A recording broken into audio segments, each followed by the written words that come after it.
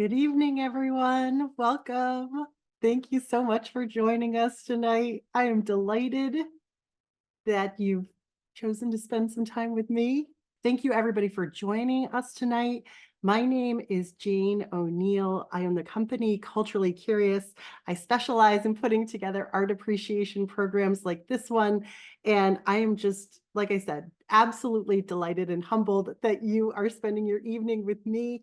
And it seems like we have this incredible representation from around the country. So again, thank you for being here. And thank you to the Chelmsford Library, the Amesbury Public Library, the Tewksbury Public Library, and the Groton Public Library for working together to help present this program.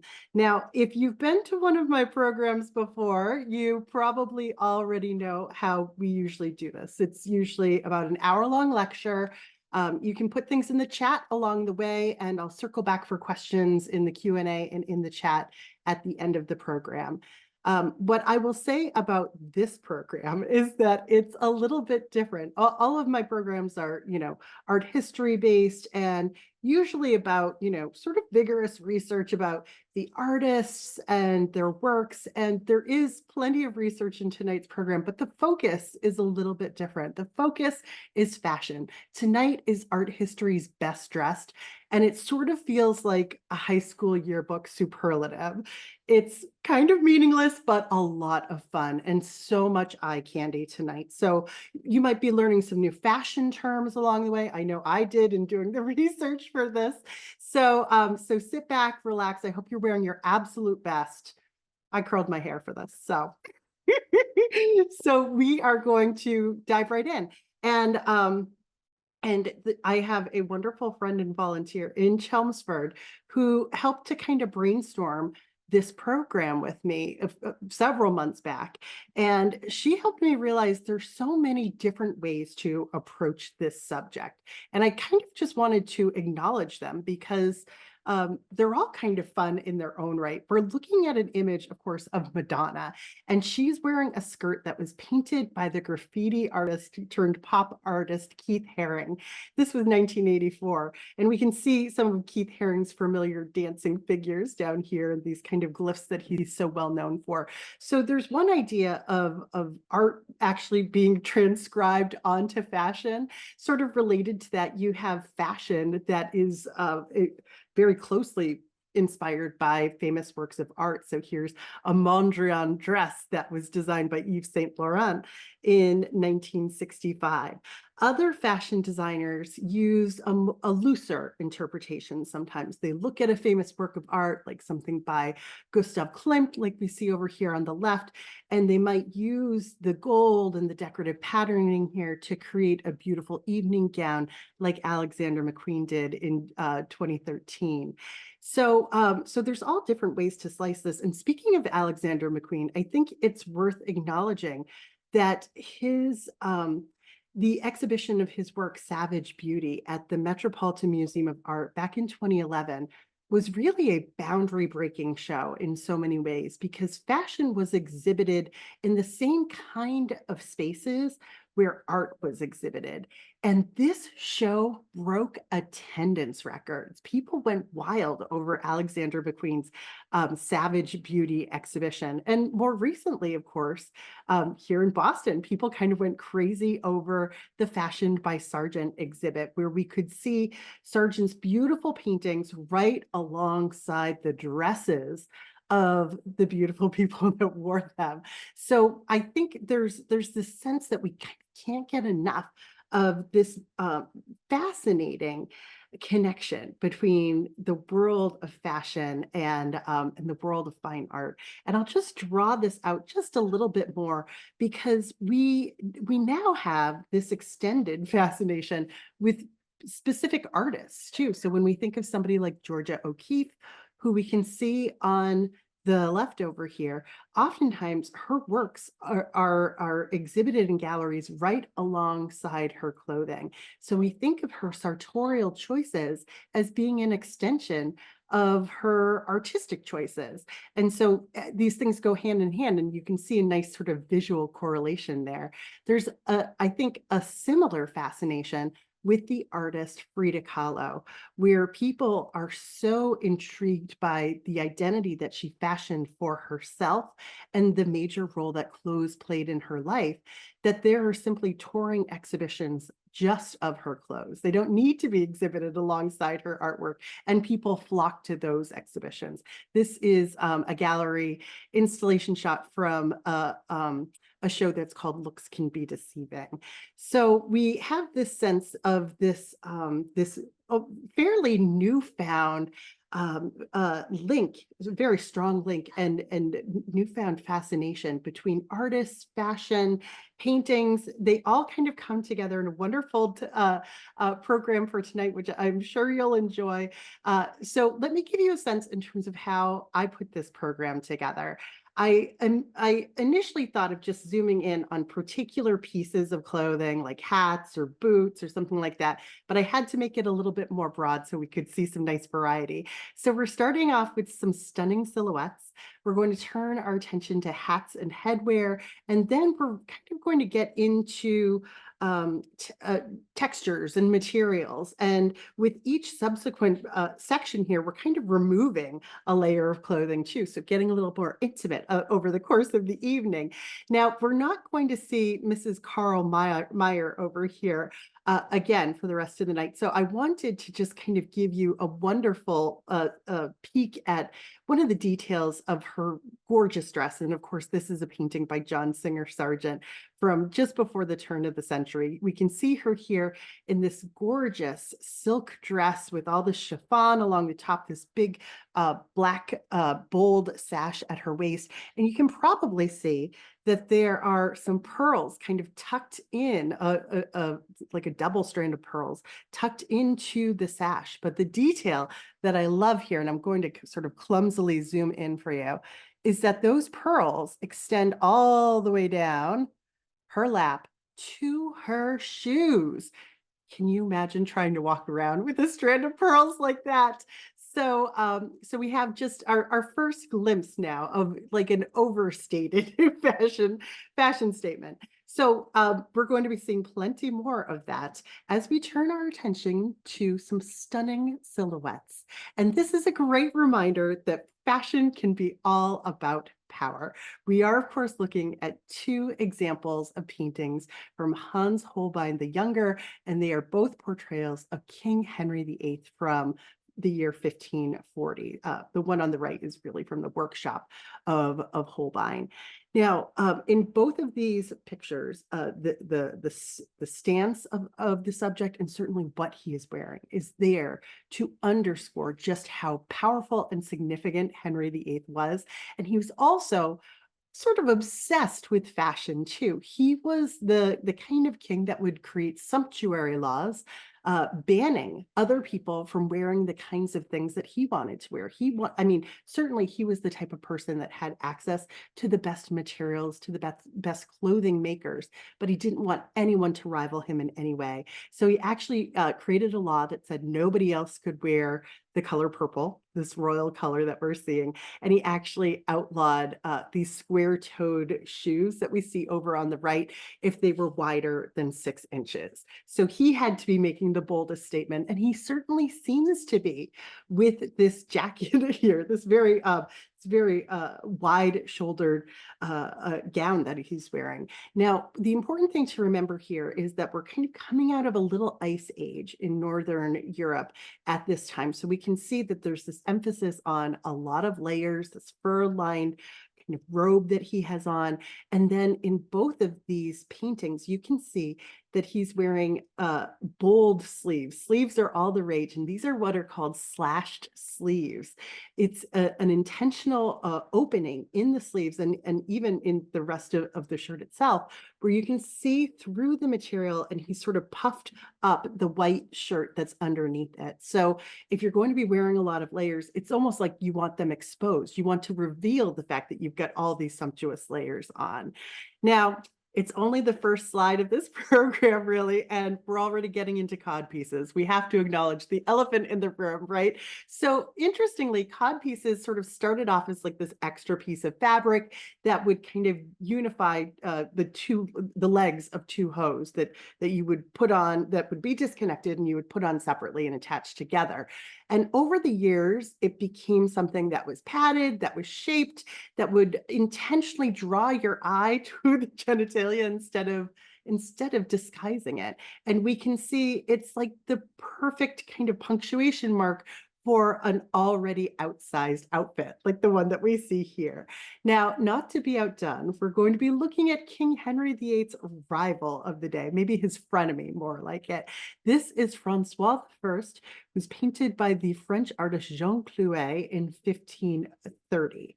And once again, this is a stunning silhouette. The sleeves are huge. His shirt cannot be contained by the wooden panel that he is painted on. And so we can see a slightly different take on this kind of puffed slashed sleeve that we saw before. Instead, these are just open seams. It's almost like he's wearing ribbons of clothing that are just pinned together here and there. But once again, the emphasis is on revealing that there's another layer underneath and kind of puffing it out. Notice too the way Clouet has kind of suggested the sheen of silk and satin here. We'll be talking a lot more about that along the way. And finally, I just love this very shrewd expression that Jean Clouet has painted on Francois I.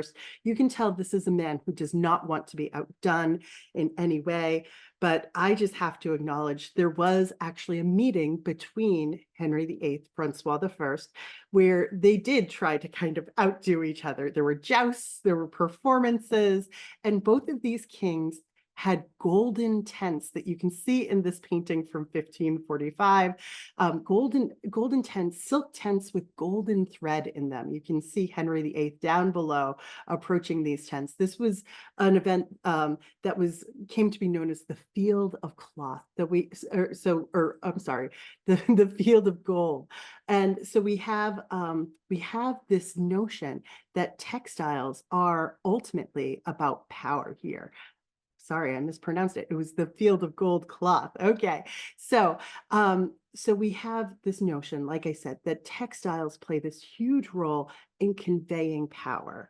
And it's really all about outsized forms. So if we move forward just a little bit into the 1580s, the 1590s, we have another English monarch here, Elizabeth I. And once again, an absolutely stunning silhouette. I'm not sure about you, but my eyes go right to these huge puffed sleeves here. These are known as leg of mutton sleeves. You can see that they go out and up and they are very puffy and then they taper right down to the wrist here. And it creates the look of, once again, very large arms. Notice too that the queen is wearing a very tight bodice here, which shapes her slender form and actually makes her torso look about as wide, if not skinnier, than her actual arms. So once again, a sort of a dazzling silhouette here once you add this big bell-shaped skirt as well. Now, Elizabeth, being very savvy here, has many other allusions to power, whether it's the Armada in the background, her hand on the globe in the foreground, standing on an actual map of Europe over here on the left. There's so much more we could mention with these two images, but for now, we'll just leave it at the giant sleeves. We'll be seeing plenty of collars and bedazzled dresses along the way. We're moving again through history, through time now, and this is a little girl who you might recognize. This is the Infanta Margarita Teresa, painted by the Spanish Baroque artist Diego Velázquez in 1659. She's about 8 years old here. And you might recognize her because Velázquez's most famous painting is one called Las Meninas. And this little girl, the Infanta in the foreground, is the same little girl that we're examining over here on the right. And I'll just keep these two images up.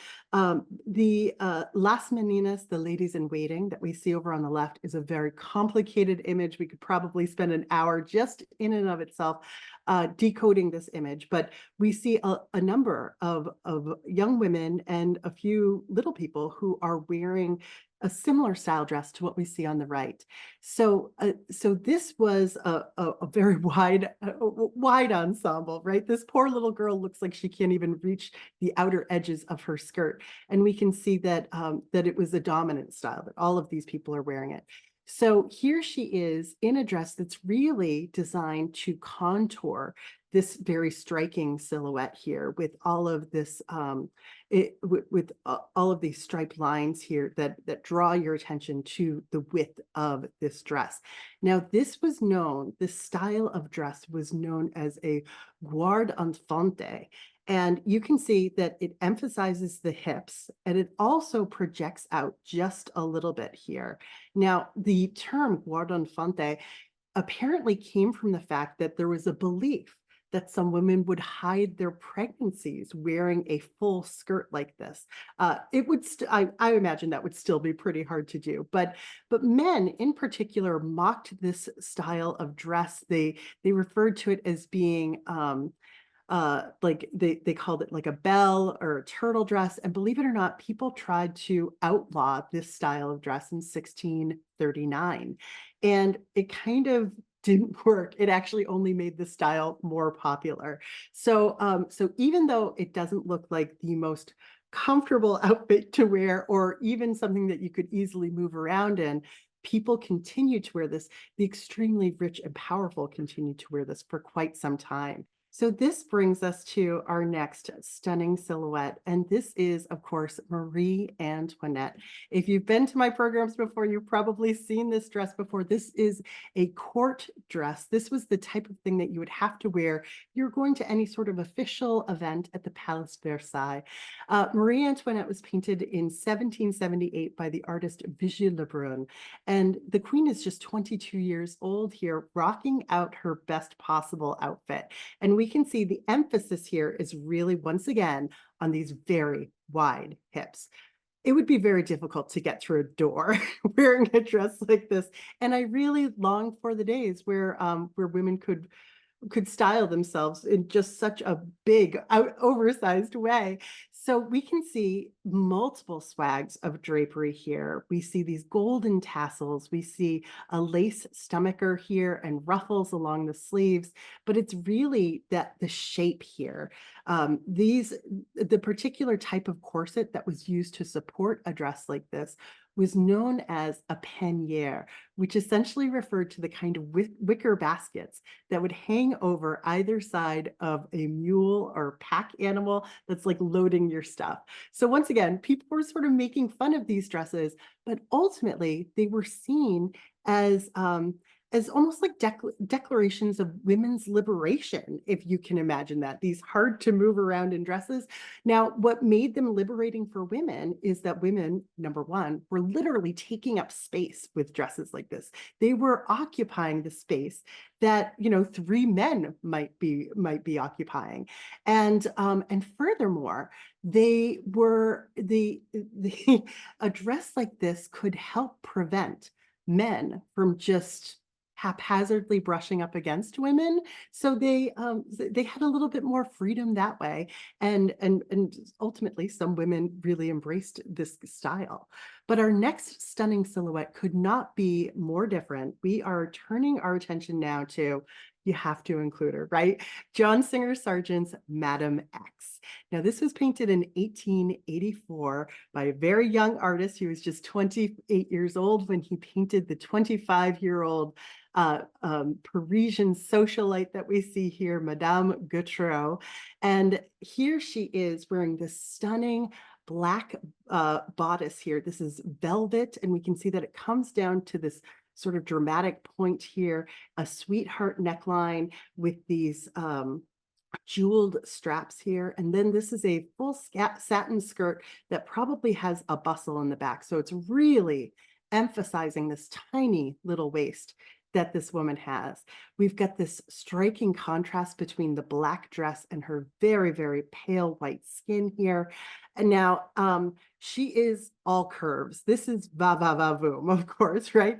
But believe it or not, there was actually some contemporary criticism when this painting was first displayed about exactly how that bodice fit. There was a sense that it wasn't kind of close enough to her flesh. But the biggest concern, of course, was the strap of that dress. And I'm sure all of you at this point have heard the story of how John Singer Sargent had originally painted the strap of Madame X's dress falling over her shoulder. And ultimately, there was such an outcry over this over the top sensuality here that John Singer Sargent was essentially shamed into repainting that strap so that it's sort of securely on her shoulder there. Now, there was it's kind of like this erotic tinge to this picture that people found kind of crude, kind of crass. A contemporary critic wrote, "One more struggle and the lady will be free." This sense that the dress was just going to fall right off of her, which of course could never happen. The straps of the dress were purely ornamental. She was wearing what was almost certainly like a metal or whalebone corset that would have been very difficult to take on and off. So the strap was repainted, and Sargent's reputation, as we all know, was ultimately repaired. Now, I have one more stunning silhouette to share with you before we move on to our next section. And it's from a painting which I haven't had the pleasure of sharing with you yet. This is Georges Seurat's masterpiece, Sunday on La Grande Jatte, which was painted between 1884 and 1886. This is at the Art Institute of Chicago. It's known for its striking beauty, its grand scale. It's about 10 feet wide, 7 feet tall, and of course, its very important cameo in the movie Ferris Bueller's Day Off. So we are looking at a scene of leisure. This was a park just on the edge of Paris where people would go and spend their free time and relax and maybe even do some swimming, some boating. This woman over here is fishing. Maybe you'll even bring out your little pet monkey, right? But this is our focus today is on this very tall woman here on the right. That is one heck of a stunning silhouette, is it not? Now, most art historians would agree, or I should say, there's some scholarship out there that asserts that this woman that we're looking at here is or was what was known as a demi-mondaine, which was like a courtesan at the time, but it was the type of courtesan that would have a wealthy patron who would actually take this woman out and kind of spoil her. Demi-mondaines had a really important role in Paris society where they often served as inspiration for creative types, in this case, even Georges Seurat. But oftentimes they were also showcasing the latest fashions. And in this case, that is exactly what this woman is doing here with this very striking bustle that she's wearing. So you can see through various studies and sketches that Georges Seurat did over the course of the 3 to 4 years that he was painting this, that the woman's rear end, that the size of this bustle gets bigger and bigger and bigger. And this is, of course, painted in this pointillist technique, which is kind of related to French Impressionism, but instead it's really controlled. Imagine making a 7 by 10 foot painting where every single square inch of the painting, even the frame, is just a single little dot of color. It's like making it out of pixels. And it almost seems like he just added layer upon layer of bustle to this woman's dress.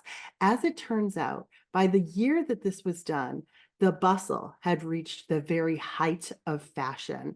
And at that point, a critic at the time described the size of the bustle as being good enough sized, essentially, that a tea tray might be carried upon it. And Interestingly, this is also the year that the bustle went bust. After this point in time, nobody was wearing them anymore, and an entirely different silhouette came into fashion. And I'm sure women were so grateful for that because I'm not sure how easy it was to sit down in a bustle like this. Okay, so let's turn our attention now to some hats and headwear. And I've just pulled what I think are some really striking examples from the history of art for us to consider. So we are looking at a portrait of a lady by the artist van der Weyden from 1460. This is at the National Gallery of Art. And of course, the focus here is this thin, crisp, delicate veil that this young woman is wearing. And in the 15th century, veils were usually used to for modesty purposes. You know, it's like you're trying to cover up. But in this case, this veil is just there to highlight this young woman's distinctive beauty. So we can see that she has a relatively hairless face. I don't see any eyelashes, maybe just the suggestion of eyebrows. And it looks as though she has fashionably plucked her hairline back and has pulled the rest of her hair up into what's called a turret and covered up with this little patchwork netting that's called a crispin. Now, the crispin has been pinned into place with these two pins very carefully, where and that is where the veil is also attached. So the veil then unfolds, then spreads over her shoulders, creating this very distinctive composition here, this very distinctive form within the composition, I should say. And I just love the vague sense of the translucency of this veil, as well as the folds that are still evident there. It's such a delicately rendered item. And again, it sort of steals the show in a painting like this one. Okay, we're going to turn our attention now to one of the best. A little bit of a preview for next month too, when we do Rembrandt and Vermeer. This is one of Rembrandt's earliest portraits. It's it's of a man who, for a long time, was just described as his favorite model, but may have actually been Rembrandt's father. It's called Old Man with a Gold Chain from 1631. This is also at the Chicago Art Institute. Now, here's a good reminder to us that Rembrandt was painting around the time that the Pilgrims came to America. And so we see a real emphasis on Black clothing. And it seems so puritanical, right? But it's also a reminder to us that it was it was also very expensive. It was, well, it was expensive to dye your clothes pure black like this. So this was also a statement of wealth and sophistication to a certain degree. So we've got Rembrandt essentially showing off for future clients all of these textures that he could so beautifully render in his paintings, from the gold chain to the gorget, to the pearl earring. But look at the shape of this Renaissance styled hat here. It's a little bit out of fashion for the Baroque, but it's such a striking form, this undulating line. It reminds me of some kind of sea creature kind of perched on his head here, creating this shadow across the eyes of his subject, so that you have to peer in a little bit closer to get a sense of who he is, the texture of his flesh too.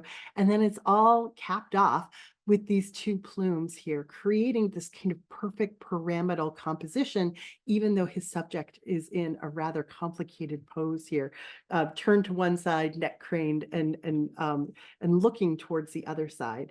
But I think in the end, it's the shape of this beautiful undulating line, this beautiful Renaissance hat here, which kind of steals the show. Now, our next painting is a double portrait and also a self-portrait. The artist here is the Flemish Baroque artist, Peter Paul Rubens, and he was kind of painting the best moment of his life. He had just come back from a long stint in Italy. His career was on the rise, and he is actually, he's met the love of his life. He's about to be engaged to this beautiful young woman that we see here. Her name was Isabella Brandt. So not only are they doing well financially, but they are in love. And that is, that's why this picture is oftentimes called the honeysuckle bower, which is this arbor behind them. Honeysuckle is known as a symbol of everlasting love. But it's the clothes, right, that kind of make the whole picture. It's like the nouveau rich, and they're kind of showing it off. He's actually wearing orange hose here, but it's the hats too. There's so much confidence in wearing the hats. This picture has been cut down over the years, so he actually had a taller hat. We can't quite see the whole thing, but it's a black hat that looks like it has a piece of jewelry, maybe not quite a buckle at the top of it. And her hat here, I think, sort of steals the show. It's a very tall hat. It's probably a straw hat known as a sugarloaf or a capotane. And we can see that it's kind of pinned up on one side, and it almost looks as though she's wearing a lace French hood underneath it. So we've got like two pieces of headwear for the price of one. In the end, I just had to include this work because the two of them looking out at us with all this confidence because of this very ostentatious clothing selection for both of them, I think I think it just nails this notion of the importance of hats to a great outfit. So the next piece of fashionable headwear I wanted to share with you is the powdered wig, a very different kind of piece of headwear, right? The portrait here is of Charles de France. He was the Duc de Berry, and he was painted by Nicolas de Largillière. And our subject here is actually the grandson of Louis XIV. This was painted around 1710. What a wig, right? Now, the origin stories for powdered wigs kind of differ, but they usually all kind of go back to a monarch who was balding or prematurely losing his hair. And so he starts wearing a wig, and then all of the nobility around him starts wearing a wig too. Now, these wigs were oftentimes made out of human hair, so they would quickly get oily or sort of start to smell. And so you would need to powder them. And the powder was usually flour or dried clay. So sometimes these wigs could weigh like 2 pounds because there's so much powder in them. And members of the nobility, if they were to go out at night, they would have to have a personal valet who would oftentimes have to powder their wig multiple times in the evening. So this particular style that we see in this painting, where the hair is very tall and then we have this dramatic part in the middle, this was of a very certain time because it was right around the year 1700 that wigs started to have that central part and to get very, very tall. Commoners began wearing wigs, and so to not be outdone, members of the nobility, the aristocracy, their wigs would get bigger and bigger and bigger. Yes, indeed, Marie Antoinette would wear wigs occasionally that were like 3 feet tall. And to this day, people with power and authority, we still refer to them as bigwigs. So it's a fascinating little piece of headwear. And the last piece of headwear, the last hat we're going to consider for this evening is one doozy of a hat. This is Lady Georgiana Cavendish, painted by Thomas Gainsborough in 1785. She was the great, great, great grand aunt of Princess Diana, and she had sort of a similarly tragic marriage where her husband was not at all interested in spending time with her. So she poured herself into society. She was a really important person in social circles, very influential, very stylish. So when she went to have her portrait painted by Thomas Gainsborough, she herself designed this enormous hat to wear in the portrait. And it works in a couple of different ways. First of all, it doesn't smush or outshine this big head of hair that she has, right? The hairstyle stands on its own. I could do a whole other program just on fashionable hair. But it also, when worn at this kind of jaunty angle, we can see that it creates this wonderful silhouette of her face too. It focuses our attention on her face and on her beauty, so much so that Gainsborough's other subjects wanted to wear similar hats. And this style of hat came to be known as a Gainsborough hat or a portrait hat or a picture hat. So Cavendish here was quite the trendsetter, and we see the trend happening right before our very eyes. It might look silly to us today, but it certainly worked back in the late 1700s. All right, so now we're going to turn our attention to velvet and fur. And whenever I think of velvet and fur, my mind goes right back to one of the oldies and the goodies, the Arnolfini portrait by Jan van Eyck from 1434. Now we know that the couple portrayed here, well, at least the man Arnolfini, he was a merchant, and he traded in fur and, well, I should say cloth and other luxury goods. We can see here that he's got quite a hat himself, right? But he's wearing a fur-lined cloak. I want to draw your attention instead to this unbelievable outfit that this woman is wearing. And of course, this is one of the most talked about outfits in the history of art because everyone always assumes that she is pregnant. One of the shifting styles of the time, of course, was just that a swollen belly was a fashionable look. So she's wearing a blue dress. You can see the sleeves here in the bottom of that blue dress at the bottom. This green garment is known as a houppelande. And we can see that it is fur lined. She's got this beautiful white fur that is acting as trim around the sleeves, around the neckline, and then all along the hem as well. We can imagine how much green fabric is involved here because it's just pooling here at her feet. Now, the openings for the sleeves of her houppelande are very large. And as we zoom in here a little bit, we can see that there's this decorative patterning at the bottom that circles around the back of the garment and connects to the bottom of the other sleeve here. That's what's called dagging. It's sort of like using pinking shears or scissors today to create a little decorative patterning. So you can imagine like how much cutting had to be done in order to achieve that particular design work there. So when we think of this as being like an outstanding statement of luxury goods and fur in particular, we know that this woman is really dressed to the nines. Now, I could go into what he's wearing, but I think an even better portrayal of a fur-lined garment is this one here. We're going back to Rembrandt for just a moment, another very early portrait. And in this case, we know the subject. His name was Nicholas Rutz, painted in 1631. This is at the Frick collection. And what an outfit, right? Look at this fur-lined gown that he's wearing. This is what's known as a tabard. It was a little bit out of style at the time of the painting, but it's an article of clothing that's kind of associated with being learned. It's associated with tradition. And the way that Rembrandt was able to suggest the sheen of the fur here is just really astonishing to me. Now, this would have been sable lined, and a sable is like a little weasel type creature with thick, warm fur. It would have taken a lot of sables in order to line a garment like this. Incidentally, sable fur was also used to create paintbrushes too. Now, sables were not native to Europe. They had to be caught in Russia and Asia and Mongolia and imported in order to make garments like this. So what do you think this guy did? That was exactly his job. He was a merchant. He was a fur trader with Russia, which is an explanation for his fur-lined Ushanka hat here. And the description of his wealth, of the clothing that a man like this could provide is truly just second to none in Rembrandt's portrayal here.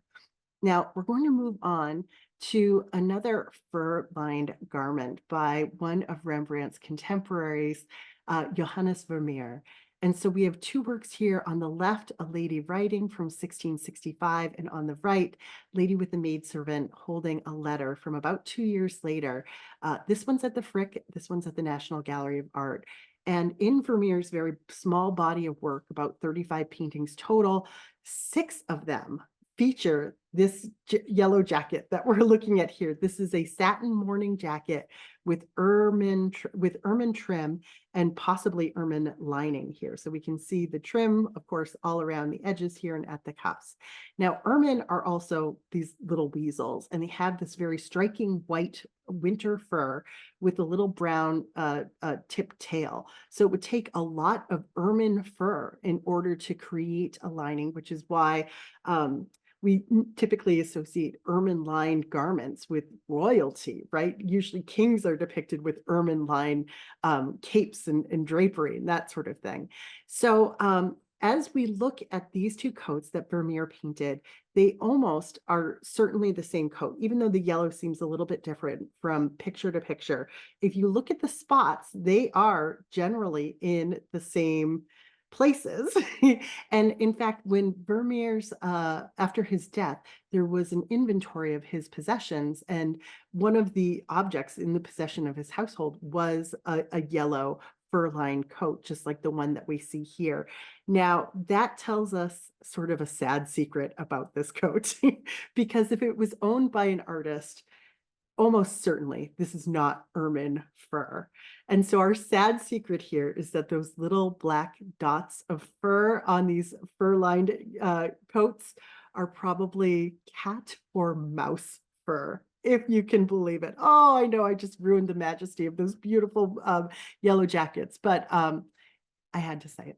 So we turn our attention now from little ermine to wild leopards. And we are looking at another guy in a powdered wig in a suit of armor. So it's the same artist here. It's Nicolas Laudillière. This painting might be familiar. It's in the MFA in Boston, and it is from about 1710. Our focus now is not the wig, but this wonderful sort of mix of textures here between this leopard skin cape, which is sort of draped about his body, and this shiny armor that he's wearing here. And so much is conveyed through these materials, because it's one thing to have a portrait wearing some armor. It's very shiny armor, right? But the leopard skin in this circumstance suggests a worldliness here, suggests the sense that this figure has conquered something, maybe even like a little bit of colonialization here too. But it is there to underscore his status, to also suggest royal connections, and like I said, sort of a worldliness. So there's an implication of sort of like martial skill when we're looking at somebody draped in a leopard skin while also wearing armor. And let's face it, in this context, it is there to make him look absolutely fancy. And I think mission accomplished. Now we're going to turn our attention to round out this section to two works that are really all about velvet. We're going to turn our attention back to Marie Antoinette just for a moment. This is a painting from 1788. It's about 9 feet tall. It's in the collection of the New Orleans Museum of Art. And also it was painted by Vigie Lebrun once again. Nowhere near as fancy as that giant court dress that we saw before that she couldn't fit through a door wearing. This was actually considered a loose-fitting gown. It's called Robe de la Levité, and it was probably made for the queen during her first pregnancy about 7 years prior to this portrait. Now she's wearing an absolutely gorgeous blue velvet dress here with a fur-lined petticoat. Actually, the velvet dress is also lined with fur. So these very warm, kind of sumptuous materials here. And it's worth noting that she's also wearing long sleeves that are kind of loose at the elbow, but fitted at the wrist. Apparently, Marie Antoinette was an avid equestrian. She loved to ride horses, and this was like a style that was kind of associated with riding horses, although it's hard to believe that she would ride in a dress looking like this. Now, it's also worth noting that that when Marie Antoinette became the Queen of France, there was a tradition that she would get up in the morning and she would actually get dressed in front of all the women of the noble class. They could just be there in her bedroom watching the whole affair. But the way she styled herself, the clothing she wore, how she styled her hair, this was her main form of expression. And so she became very close to a woman named Rose Bertin, who became her fashion designer, her so-called minister of fashion. And Rose Bertin would be like the personal stylist to the queen. That she began to dress the queen. They would have these tete-a-tetes about what the queen would wear, and Rose Bertin could earn 20 times what the average French citizen would make in a full year with just one dress design. She would actually take them on the road by creating little doll versions of the dresses and bring them on like little trade shows, basically, to show off what the queen was wearing and what Rose Bertin could do for other people. So this is a great example of her work. Now, the last velvet dress I wanted to share with you, and I think each one of these sections is kind of capped off with a John Singer Sargent. Here we have Mrs. Hugh Hammersley, painted in 1892. This is at the Metropolitan Museum of Art. And when this work was first painted, critics at the time referred to it as the apotheosis of fashionable painting. They didn't necessarily mean that as a compliment either, but I think for us, when we look at this, this is a jaw-dropping painting in terms of the technical mastery of suggesting the velvet material that this woman is wearing. This long-sleeved, long red velvet ball gown, or well, an evening dress, I should say, with this long train here, a gossamer collar with a little bit of gold in it that catches the light. And Sargent has used these masterful like mauve brushstrokes to kind of create this crisscross structure, suggesting the way that the velvet would kind of crinkle and really respond to the movement of the sitter here. Now, all of this splendor, which I think we just kind of eat up with a spoon today, critics at the time actually said that the dress was one shade away from being terrible. It's really hard to imagine how anyone could find fault with this other than it being a little bit ostentatious, right? But it is just an absolutely gorgeous expression of velvet here. All right, so now we're going to get a little bit more intimate, turn our attention to silk and satins.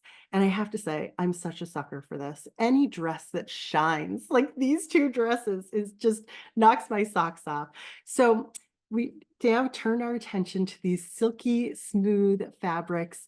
And silk and satin are related. Satin is like a textile that's related to silk.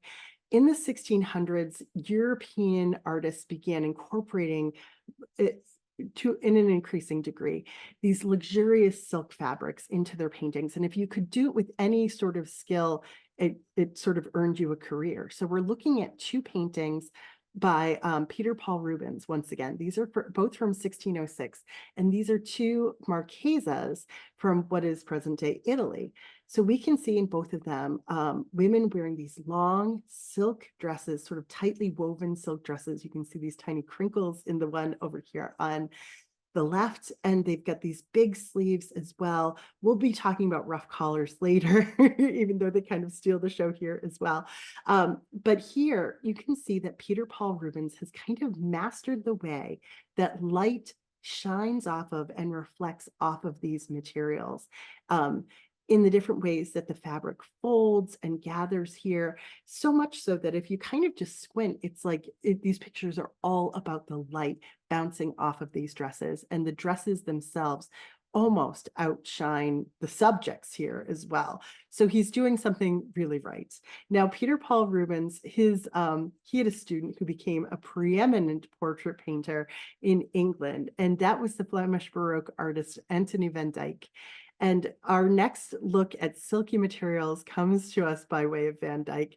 This is a double portrait of Lord John Stuart and his brother Bernard, made about 1638. And this is at the National Gallery in London. Truth be told, this painting always makes me chuckle. It is just so over the top. The arrogance, the haughtiness, the peacocking. These boys are actually only 17 and 18 years old, but they just ooze this like aristocratic superiority, and the clothing here is there to underscore that. So they are wearing these contrasting satin doublets and breeches, and they have satin lined capes on as well with these collars and tall boots. Notice that there are hose underneath the boots that also have lace on them that are made to fold over them. Notice that the boots are high heeled. I mean, everything about this is so over the top. So the expensive materials, these I'm sure these expensive to craft garments really underscore the very impressive appearance, this elite status that these young men sought to convey with a portrait like this one. You'll never forget this face or this hairdo, right? Now, we're going to turn our attention now to our first religious painting. We don't often associate satin with biblical stories, but here we are. This is a portrayal of Judith and Holofernes by the artist Eglin Hendrik van der Neer from 1678. This is at the National Gallery of Art. Now, if you're not familiar with the story, Judith was a beautiful Jewish widow who saved her people by seducing and then beheading Holofernes. You can see him down here.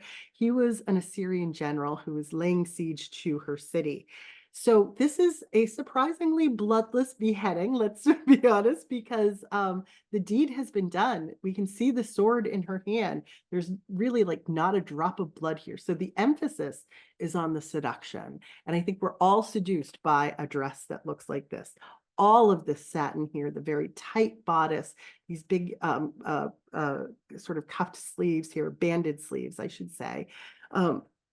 It's really just a stunning material that you feel like you could reach out and touch. So in the end, van der Neer sort of sacrifices the narrative of the story in order to kind of show off his ability at painting this luxury material. Now we're going to move up through space and time over to France and consider this portrait of the future Madame Monet. This is a painting from 1866 by the preeminent French impressionist Claude Monet, before he found his signature style of these loose broken brushworks. This is a very early painting. He was just 25 years old when he did it. Excuse me for just a moment. So this is a life-size painting of Camille Doncieux, who would become Monet's wife. Sorry, she was 18 years old when this was painted. And I should say that the artist and the muse here were desperately poor at this time, and almost certainly had to borrow a dress that looked this gorgeous. And a little piece of information about this picture that would support that claim is that Monet painted this in just 4 days. So you can imagine somebody said, here, you can use the dress, but I need to have it back in a couple of days. So his treatment of the fabric here, the silk with its hint of stiffness and its kind of gleaming colors contrasted with the warm fur here, it kind of recalls older portraiture, almost like the Vermeer or the Rembrandts that we saw before. But Camille seems kind of convincingly real. She seems like a modern woman. And in fact, this style of skirt, well, at least the contrasting vertical stripes here were very of the moment. So you sort of get the sense that that she's kind of just walking through this space. I mean, he didn't even get to include the full train of the dress. She's walking through, the skirt's kind of moving, it's drawing our eye, and she's paused for a moment, and we just get to see her in this split second here. So maybe we see like the birth of Impressionism here, where he's just focused on a momentary glimpse. But man, he really nailed the silk skirt in this particular painting. We'll wrap up this section with another John Singer Sargent here. This is a portrait of Mrs. Cecil Wade from 1886. This is at the Nelson Atkins Museum. So after the scandal of Madam X, John Singer Sargent went to England to kind of lick his wounds and get started with a whole new set of clients. And Mrs. Cecil Wade here, who's just 23 years old, had actually worn this white satin gown to meet the Queen.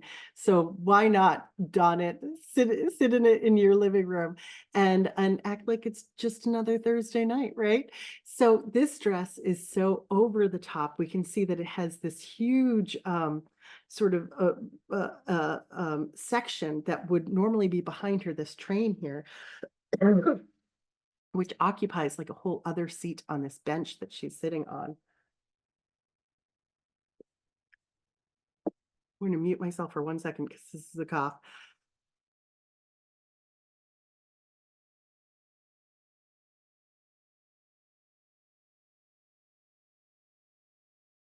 Okay, so We can see this is how Sargent's signature style works so well.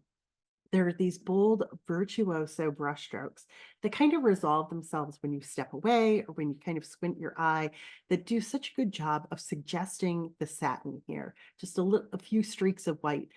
As you move in a little bit closer, though, you can see some embellishments on the bottom of the dress here that continue all the way up through this tight bodice, all the way up to the choker on her neck. Everything about this dress comes together and effectively conveys the very elegant, elevated status of Mrs. Cecil Wade here. Okay, so let's burrow a little deeper now. Let's go beyond the silks and satins and let's delve into some lace and some collars here. We've already seen a few standouts today.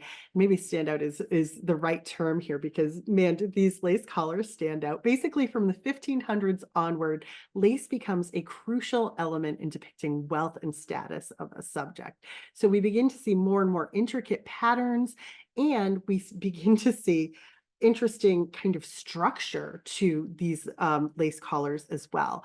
We're looking at two works by the Flemish portrait painter Franz Pourbus the Younger. This work on the left is Elizabeth of France, the Queen of Spain from 1615. This is at the Prado. And on the right, closer to home, we have Isabella Clara Eugenia of Austria, which is at the Gardner Museum, painted about 1600. Now, both of these women are wearing what are called cartwheel ruffs. They're very elaborate. Sometimes they could get up to a foot or more across, I think, in diameter.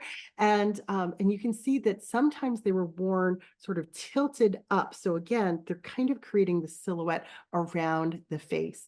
And in a portrait like Isabella Clara Eugenia's over here, we can see that that in order to achieve an angle like that, sometimes artists, well, I should say, sometimes the lace makers would actually have to include some additional wire architecture in order to support a very wide ruff like this. Now, these were highly starched lace ruffs. They would be separate from a dress. They would go to a special launderer who would clean them and then starch them. Everything about these women's clothes look so spiky and so uncomfortable. I just had to include this painting from the gardener because she looks not at all pleased to be wearing such uncomfortable clothes. It looks like its own form of armor, doesn't it? So a highly starched lace collar like this would have been something that only the richest could afford because it was so impractical to wear. Imagine not being able to see your feet. Imagine trying to navigate through tight spaces. This was a difficult one. So if women weren't wearing the big hoop skirts, it's, something around their necks. Now, if you think that this looks like a stiff collar, hold on to your socks because now we are looking at the only sculpture in today's program. This is a marble bust of Maria Barberini, done by the artist Giuliano Finelli in 1627. He was an apprentice to the Baroque sculptor Bernini. You probably heard that name before. So this is what's known as a Marie de Medici style lace collar, where it's very tall and stiff in the back, and then it opens up, sort of frames the face and comes down flat in the front. Now, as a marble sculpture, it is just jaw-dropping, mind-boggling to think that someone using just a hammer and a chisel could not only create the pattern here, this very delicate pattern, but to create all of these tiny holes in very thin marble without breaking off full sections of it, without the aid of a computer or any sort of machine. This is all done by hand, and it really is just spectacular. And as it turns out, marble might be the best material to do this in because these starch collars were just so stiff, right? So a work that's just done to spectacular effect here. Now, we're going to turn our attention to an evolution of the collar. And we're looking at another Rembrandt painting here. things are softening up a little bit, aren't they? So now we're in the Dutch Baroque, and this is what's called a fallen collar or slightly fallen collar. This is Rembrandt's portrait of Johannes Utenberg, and he was apparently uh, sort of a combative preacher who would only sit for Rembrandt for just one day. So Rembrandt did something really smart. He used that time to just paint this man's face. And then he used this rough collar here to emphasize this man's face. So everything else is really black. It's just essentially this black mass here.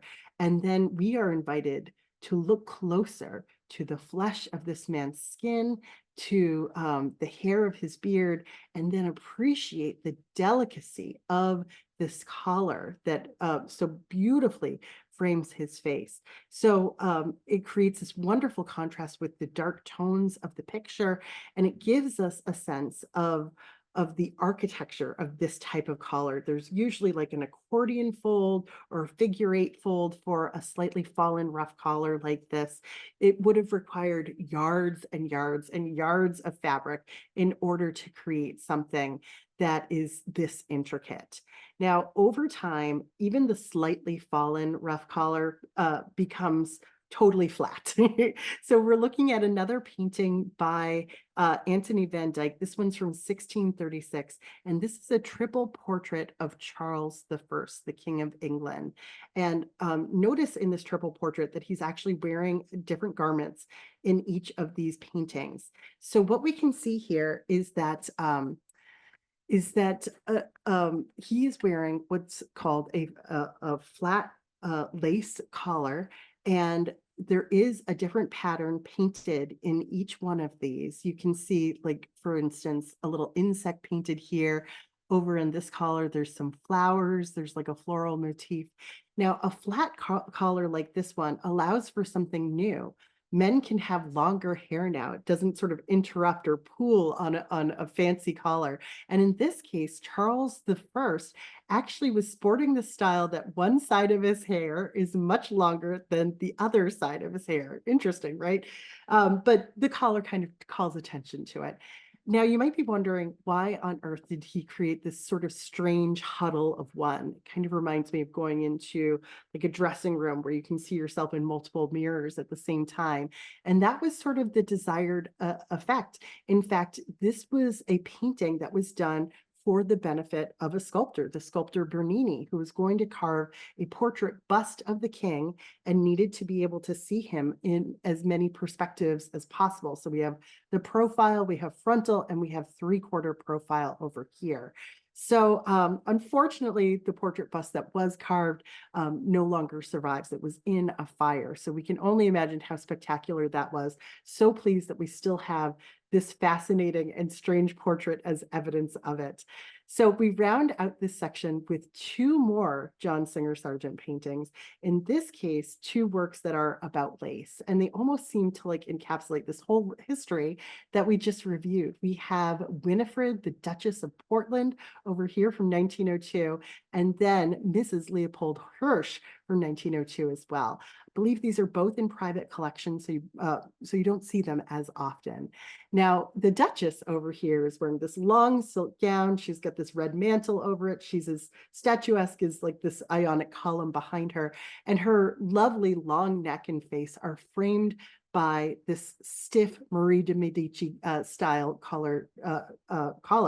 And in this case, we don't have Sargent sort of slavishly trying to capture the details of the lace. He renders it in like this flurry of almost like impressionistic brushstrokes here, but we get the sense of the materials, we get the sense of the stiffness of it. It achieves its goal. He does this so well, but he kind of has a different aim for this next subject over here on the right, because Mrs. Hirsch was a collector of antique textiles.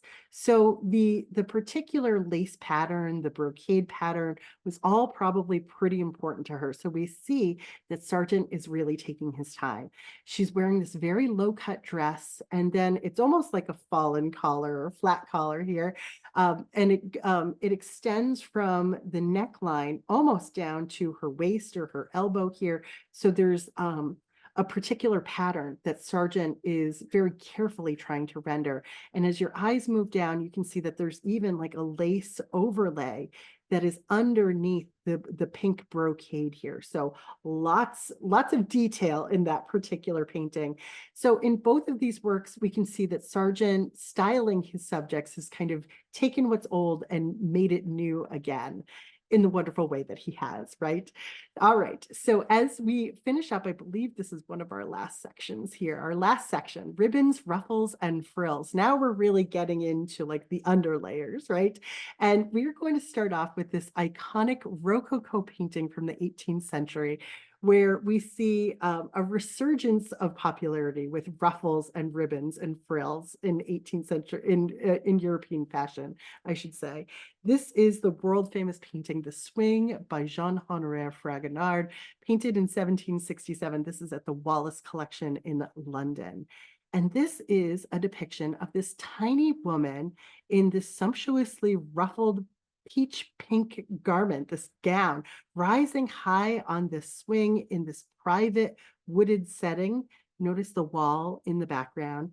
And it's just worth noting too that swinging, this activity, was one of the few kind of sanctioned activities of the nobility, a leisure time activity that's also kind of vigorous too, but its associations with the active sex were very well known. It's like this rhythmic activity, it quickens your heart. So already the subject here that Fragonard has picked is already one that's like a little bit naughty.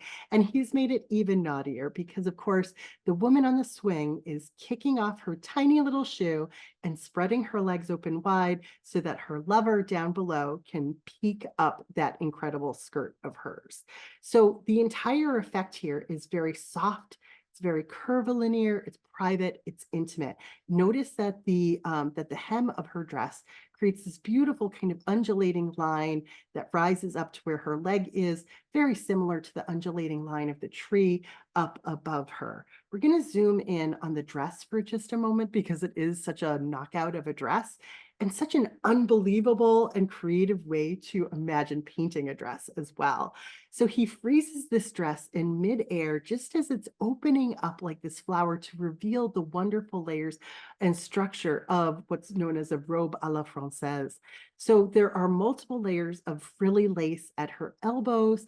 There's a lace, what's called a stomacher here that she's wearing.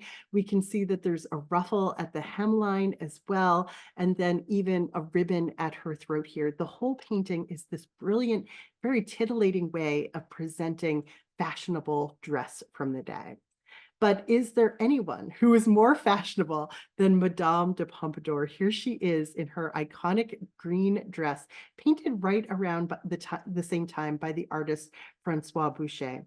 Now, she was the beautiful mistress of King Louis XV of France, and she was the ultimate influencer.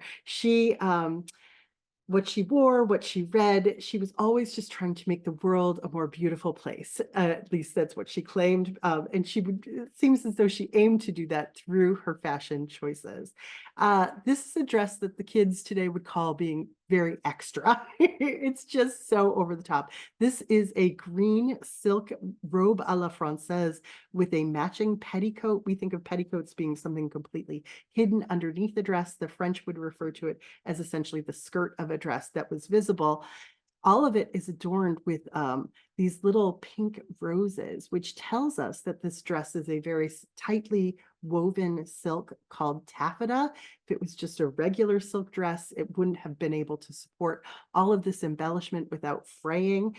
Silk itself is just a little too fragile for that. If we zoom in here, we can see that the stomacher that Madame de Pompadour is wearing is made up of these pink bows that go from large to small. And if you have really good eyes, they have contrasting green stripes on them to coordinate with the dress itself. This stomacher is like a brand new fashion statement by Madame de Pompadour. It was called an échelle, and great way to sort of pinch in a tiny little waist, right? We notice that there are coordinating ribbons at her elbows and 1, 2, 3 layers of lace, and then maybe 2 extra layers of decorative frills at her elbows. We see another ribbon at her throat and real flowers in her hair and at the corsage. This is so over the top in terms of its decoration. It's soft, it's frilly, it's feminine, but the ultimate question for each one of us, right, is was it comfortable? That's a whole different story, and it actually brings us back to Marie Antoinette just for another second.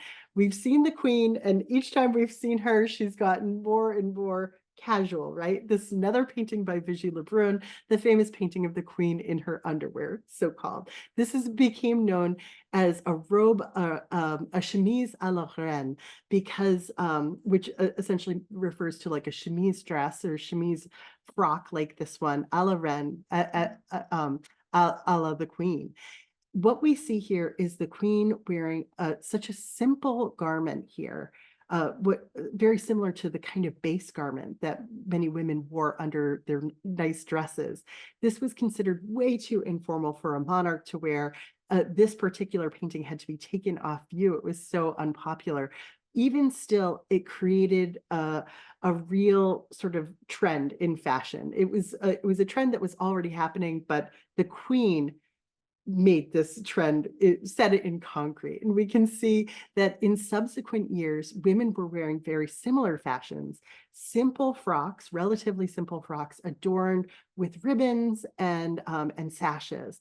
This is another Vigée Lebrun painting of Madame Grande. This is at the Metropolitan Museum of Art, painted the same year as the Queen. And we can see a relatively simple gown, but this have emphasis on these blue silk ribbons at the bust, at the waist, in her hair, and they just they punctuate the picture in such a gorgeous way. We can also see over here on the right a picture by the artist Antoine Vestier from about 2 years after the Queen was painted. The dress is similar in so many ways, but just elevated a little bit. It has this ribbon pattern to it, and the way the artist here has described this silk blue sash at the waist and in her hair, it is just a knockout of a painting. So we wrap up tonight with one last incredible ribbon and sash, and of course, it's from John Singer Sargent. This one is a favorite for me, and I think so many. This is Lady Agnew of Lochna, painted in 1892. It's part of the National Gallery of Scotland. Lady Agnew's direct gaze here and informal pose, I think, immediately pull us in, and her style of dress really emphasizes this relaxed, confident appearance that she has. Sargent does such a great job of describing this field of chiffon at the front of the picture in the foreground. It kind of pulls us in, and then there's this incredible lilac sash that he describes with just a few brush strokes here. It emphasizes her tiny waist, brings our eye up to the chiffon ruffle around her neckline, these transparent sleeves with additional ribbons here. The whole look is the very essence of chic and confidence. It's a beautiful dress that Sargent renders just absolutely even more beautiful with his virtuoso brushwork. So I realize I'm way over time here. We'll just do the quickest conclusion. And we have this great series of images here to show us kind of how far we've come. We've considered a wide and wild variety of fashions through the years this evening. So many fine materials and just remarkable skill from artists that captured them. Hopefully, today's program has given you a better sense of the changing styles through the centuries and the great artists that immortalize them. So I thank you for your time and attention. I'm sorry we went so long. I'll start looking at the Q&A now. Joe says upcoming webinars with Jane. Let's see, Joe, if you would like a copy of any of the slides, please feel free to be in touch with me at my website, which is iamculturallycurious.com. And you can also find other free programs like this on the calendar page of my website. Next month, I'll be doing a program for Chelmsford, Groton, Tewkesbury, and Amesbury, and that will be on Rembrandt and Vermeer. Muriel says, I thought a flower in the hand hanging downward was to depict a dead person, and the Marie Antoinette portrait has it in this way. Muriel, I've actually never heard that before, but let's go back to it and see what we can find. I have a feeling you might have written this for the velvet picture here. Nope, maybe that was the very first one. Huh.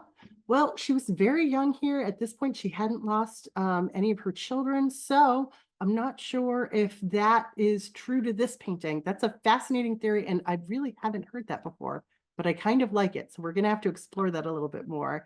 Um, Let's see, Helen. Oh, Helen, thanks for being here. She said, do the artists often paint the subjects to make them better looking in the work than they actually look in real life? Ooh, Helen, that is always the challenge with a portrait. Certainly true with Vigie Lebrun and Marie Antoinette. She certainly softened some of those features. We could see that Rembrandt was a master, I think, in pleasing the features, even, the wrinkles, the folds of a face. So I think the expectation was to make them look as the very best they could, but also look recognizable. um, let's see. Somebody asked if I have seen Isabelle de Borchgrave. I don't think I have. Thanks for adding that. I guess she does paper dress exhibits. I'm going to have to look into that. Mary Zoll asks, if Marie Antoinette posed in her underwear, why on earth did she wear such a huge hat? Great question, going back to that picture. So it wasn't officially her underwear, I should say. It was a very informal casual gown with like the gathered sleeves here that was very similar and the same kind of material that was used for a base garment at the time. So it was already kind of popular for women to have this kind of au naturel look. So the straw hat was kind of similar in style and, a simple sash around, your natural waist here. This was all the style for the time. But you bring up a great question, Mary. So thanks for asking it. Ron says, these works of art have brought us today's marriage of art and fashion, the Met Gala. Yes, that just seem like the natural successor to all of this, right? And someone else asked, what was the hat in the Rembrandt with the gold chain made of? I think that was a velvet hat. That's at least what it looks like to me. That style of hat is generally just known as a Renaissance hat, and they weren't necessarily always made with the same material. But to me, the cloak looks like it's velvet. The hat looks like it's velvet. It feels like you could reach out and touch it. Great question. Joe, oh, yeah, I think I got to Joe's questions. Let's see in the chat. Let's see here. Oh, very kind words, everybody in the chat. I really appreciate it. I'm not going to read them all out loud because my head will get too big, but I am going to copy and paste them for later. Oh, and Beth says, did women dye their hair when these paintings were done? I remember hearing women were dyeing their hair at least as far back as the Renaissance, if not earlier. So yes, sometimes some of these cases we are probably seeing depictions of women with dyed hair. Adair, thanks for your kind words. I love that you'll look at art and fashion differently now. That's so sweet. And Theo says, love the Sargent painting of the Isabel Stewart Gardner. The black dress, the tiny waist, very similar to the Madame X painting that we looked at. And Theo, I know and love that dress so well. In fact, it's part of my slate of programs for next year. April's program is going to be just on the works at the Isabel Stewart Gardner Museum. So we will delve into that one. That one was a whole fashion scandal of the day too. I used to give tours at the Isabel Stewart Gardner Museum. So it's near and dear to my heart. Thanks for bringing it up. So thank you again, everybody. Have a great night and I will see you soon. Take care.